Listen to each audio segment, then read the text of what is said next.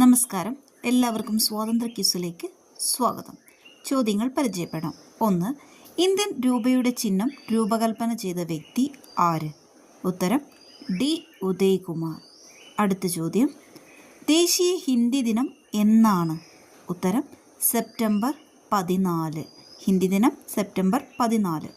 അടുത്ത ചോദ്യം, സ്വതന്ത്ര ഇന്ത്യയുടെ ആദ്യത്തെ വിദ്യാഭ്യാസ മന്ത്രി ആര്?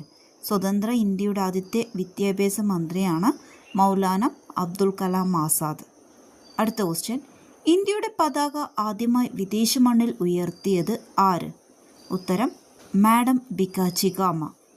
അടുത്തത്, ഇന്ത്യയിലെ ഏക പതാക നിർമ്മാണശാല എവിടെയാണ് സ്ഥിതി ചെയ്യുന്നത്?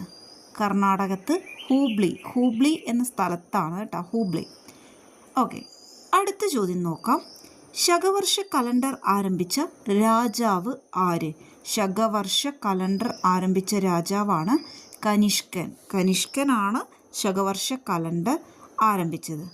ഓക്കെ, അപ്പോൾ ഇന്നത്തെ ചോദ്യങ്ങൾ ഇവിടെ അവസാനിക്കുന്നു. ഇതുവരെ ചാനൽ സബ്സ്ക്രൈബ് ചെയ്തില്ലെങ്കിൽ സബ്സ്ക്രൈബ് ചെയ്യൂ, ലൈക്ക് ചെയ്യൂ, ബെല്ലൈക്കൺ ക്ലിക്ക് ചെയ്യാനും മറക്കരുത്.